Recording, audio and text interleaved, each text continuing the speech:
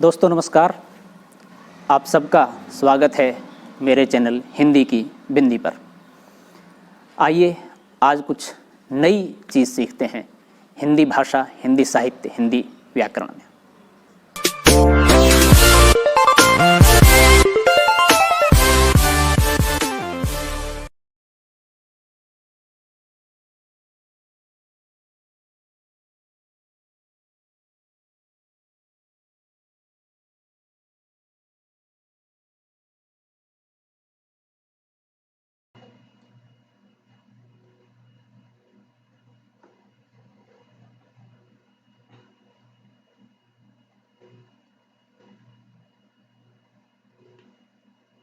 दोस्तों आज की वीडियो बना रहे हैं लोकोक्ति को लेकर।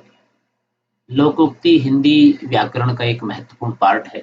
तो आज हम लोकोक्ति की परिभाषा, उसका अर्थ और वाक्य में प्रयोग के साथ साथ उसके उदाहरण सहित आपको स्पष्ट करने की कोशिश करेंगे। लोकोक्ति की परिभाषा: किसी विशेष स्थान पर प्रसिद्ध हो जाने वाले कथन को लोकोक्ति कहते हैं।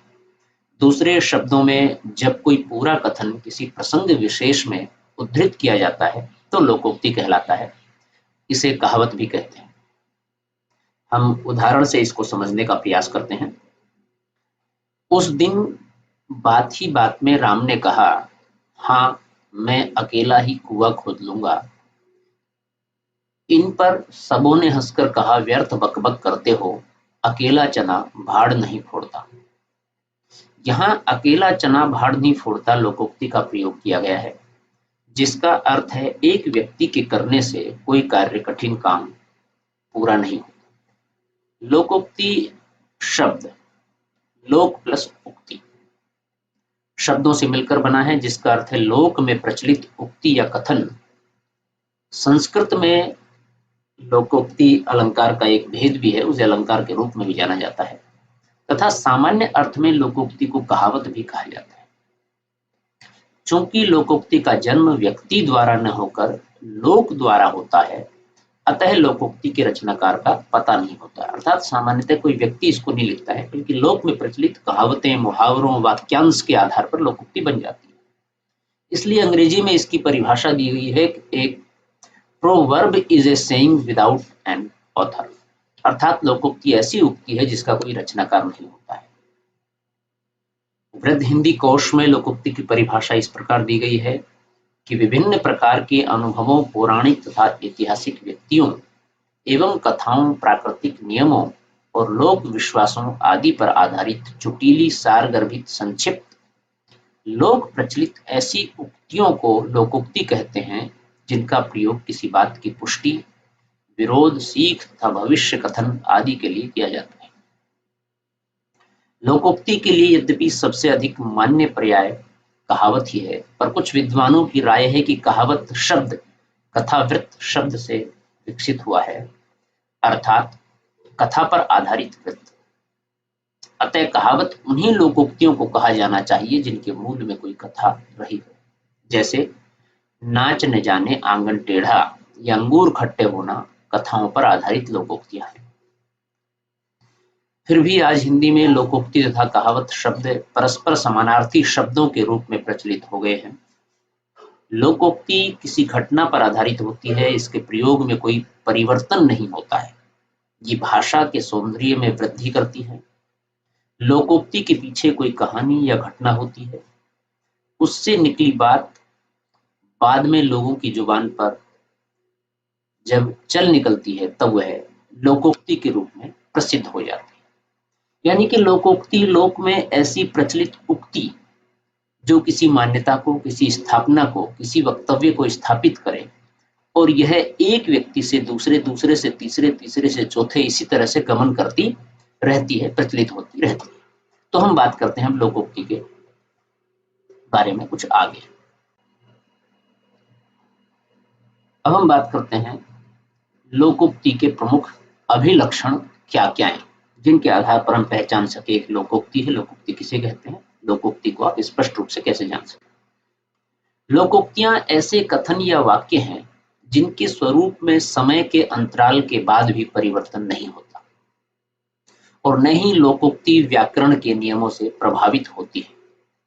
अर्थात व्याकरण के नियमों से वह पृथक होती है। अर्थात लिंग, वचन, काल आदि का प्रभाव लोकोक्ति पर नहीं पड़ता। इसके विपरीत मुहावरों की संरचना में परिवर्तन देखे जा सकते हैं। उदाहरण के लिए, अपना सा मुंह लेकर रह जाना मुहावरे की संरचना लिंग, वचन आदि व्याकरणिक कोटि से प्रभावित होती है। जैसे कि लड़का अपना सा मुंह लेकर रह गया, लड़की अपना सा मुंह लेकर रह गई। यानी कि इसमें जैसा कर्ता है, जैसा लिंग है, उसके अनुसार चीजें बदल जा रही है, जबकि लोकोक्ति में ऐसा नहीं होता। उदाहरण के लिए, यह मुंह मसूर की दाल लोकोक्ति का प्रयोग प्रत्येक स्थिति में यथावत बना रहता है। जैसे है तो चपरासी पर कहता है कि लंबी गाड़ी खरीदूंगा। यह मुंह और मसूर की दाल, अब ये लोकोक्ति इसके लिए फिट है, कोई परिवर्तन नहीं है। लोकोक्ति एक स्वतः पूर्ण रचना है, अतः यह एक पूरे कथन के रूप में सामने आती है। भले ही लोकोक्ति वाक्य संरचना के सभी नियमों को पूरा न करे, पर अपने में वह एक पूर्ण उक्ति होती है। जैसे जाको राखे साइया मारी सफेना को। तीसरी बात, लोकोक्ति एक संक्षिप्त रचना है। लोकोक्ति अपने में पूर्ण होने के साथ साथ संक्षिप्त भी होती है। आप लोकोक्ति में से एक शब्द भी इधर उधर नहीं कर सकते। इसलिए लोकोक्तियों को विद्वानों ने गागर में सागर भरने वाली उक्तियां कहा है। लोकोक्ति सार गर्भित एवं साभिप्राय होती है। इन्हीं गुणों के कारण लोकोक्तियां लोक प्रचलित होती हैं। लोकोक्तियां जीवन अनुभवों पर आधारित होती हैं तथा ये जीवन अनुभव देश काल की सीमाओं से मुक्त होते हैं। जीवन के जो अनुभव भारतीय समाज में रहने वाले व्यक्ति को होते हैं, वही अनुभव यूरोपीय समाज में रहने वाले व्यक्ति को भी हो सकते हैं। उदाहरण के लिए, निम्नलिखित लोकोक्तियों में अनुभूति लगभग समान है, एक पंथ दो काज। ये अंग्रेजी में लिखी हुई है, इसलिए ये कुछ अलग तरह का प्रिंट हो गया, इसको हम ठीक कर देंगे बाद में। नया नो दिन, पुराना सो दिन। लोकोक्ति का एक और प्रमुख गुण है उनकी सजीवता, इसलिए वे आम आदमी की जुबान पर चढ़ी होती हैं। लोकोक्ति जीवन के किसी न किसी सत्य को उद्घाटित करती है, जिससे समाज का हर व्यक्ति परिचित होता है। सामाजिक मान्यताओं एवं विश्वासों से जुड़े होने के कारण अधिकांश लोकोक्तियां लोकप्रिय होती हैं। चूंकि ये लोकोक्तियां कोई पुस्तक का ज्ञान रखने वाला व्यक्ति ही नहीं रख सकता, इसलिए समाज में प्रचलित हैं। जो अशिक्षित हैं, अनपढ़ हैं, वो भी जानते हैं। चुटिलापन भी लोकोक्ति की एक प्रमुख विशेषता में गिना जाता है। अर्थात लोकोक्ति किसी बात को तंज में कहने का एक कार्य करती है। किसी को उल्हाना देना हो, पालंभ करना हो, किसी पर व्यंग करना हो, तो उसमें। अब हम बात करते हैं मुहावरा और लोकोक्ति में क्या अंतर है। मुहावरे और लोकोक्ति, मुहावरे वाक्यांश होते हैं, पूर्ण वाक्य नहीं, जबकि लोकोक्ति अपने आप में पूर्ण वाक्य। जैसे अपना उल्लू सीधा करना, कलम तोड़ना आदि, ये मुहावरे हैं। जब वाक्य में इनका प्रयोग होता है, तब ये संरचनागत पूर्णता प्राप्त करते हैं। लोकोक्तियां पूर्ण वाक्य होती हैं, इनमें कुछ घटाया बढ़ाया नहीं जा सकता। भाषा में प्रयोग की दृष्टि से विद्यमान रहते हैं। जैसे 4 दिन की चांदनी, फिर अंधेरी रात। मुहावरा वाक्य का अंश होता है, इसलिए उनका स्वतंत्र प्रयोग संभव नहीं है। उनका प्रयोग वाक्यों के अंतर्गत ही संभव है। लोकोक्ति एक पूरे वाक्य के रूप में होती है, इसलिए उनका स्वतंत्र प्रयोग संभव है। मुहावरे शब्दों के लाक्षणिक या व्यंजनात्मक प्रयोग हैं। लोकोक्तियां वाक्यों के लाक्षणिक या व्यंजनात्मक प्रयोग हैं। वाक्य में प्रयुक्त होने के बाद मुहावरों के रूप में लिंग, वचन, काल आदि व्याकरणिक कोटियों के कारण परिवर्तन संभव हो जाता है, लेकिन लोकोक्तियों में परिवर्तन नहीं होता। जैसे कि आंखें पथरा जाना, प्रयोग पति का इंतजार करते करते माला की आंखें पथरा गई, अब इसमें चेंज हो गया गई। लोकोक्तियों में प्रयोग के बाद में कोई परिवर्तन नहीं होता। जैसे अधजल गगरी छलकत जाए, अब ये पुल्लिंग के लिए प्रयोग हो या स्त्रीलिंग के लिए प्रयोग हो, एक वचन के लिए हो या बहुवचन के लिए हो, यही स्थिति रहेगी इसकी। प्रयोग वह अपनी योग्यता की डींगे मारता रहता है, जबकि वह कितना योग्य है सब जानते हैं। उसके लिए तो यही कहावत उपयुक्त है कि अधजल गगरी छलकत जाए।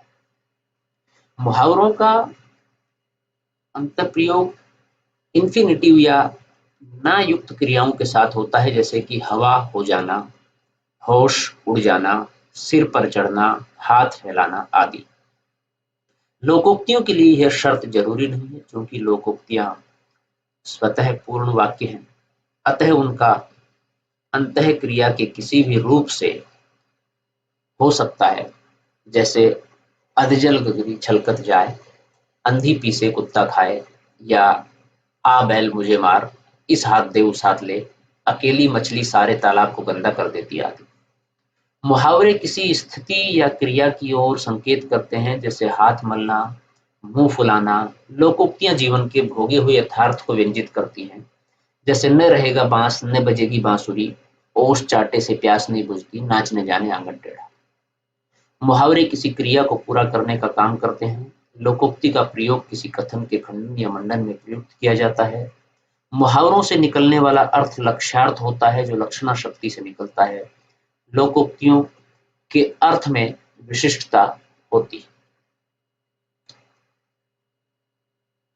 और लोकोक्तियों क्या विशेषताएं हैं, मुहावरों से क्या अंतर है, ये हम बात करेंगे अभी और आगे। लोकोक्ति और मुहावरे में अंतर को लेकर के हम चर्चाएं कर रहे हैं। तो लोकोक्तियों के अर्थ व्यंजना शक्ति से निकलने के कारण व्यंग्यार्थ के स्तर के होते हैं, अर्थात वो विशिष्ट चीज पर चुटीला व्यंग करते हैं। मुहावरे तर्क पर आधारित नहीं होते, अतः उनके वाच्यार्थ या मुख्यार्थ को स्वीकार नहीं किया जा सकता, जैसे ओखली में सिर देना, घाव पर नमक छिड़कना, छाती पर मूंग लगना। लोकोक्तियां प्राय तर्क पूर्ण उक्तियां होती हैं। कुछ लोकोक्तियां तर्क शून्य भी हो सकती हैं, जैसे कि तर्क पूर्ण है काठ की हांडी बार बार नहीं चढ़ती, एक हाथ से ताली नहीं बजती, आम के आम गुठलियों के दाम। और तर्क शून्य लोकोक्तियों में छछूंदर के सिर में चमेली का तेल। मुहावरे अतिशय पूर्ण नहीं होते। लोकोक्तियां अतिशयोक्तियां बन जाती हैं, अर्थात कुछ ऐसी बातें जिन पर विश्वास नहीं होता, अविश्वसनीय होती हैं, लोकोक्तियों में वो भी पूर्ण हो जाती है, उनका प्रयोग भी होता है, जबकि मुहावरों में इस तरह की स्थिति का प्रयोग नहीं। तो विद्यार्थियों, ये लोकोक्ति का अर्थ, उसकी परिभाषा और लोकोक्ति और मुहावरे में क्या अंतर है एवं लोकोक्ति के क्या अभिलक्षण है, इनको लेकर के हमने वीडियो बनाई।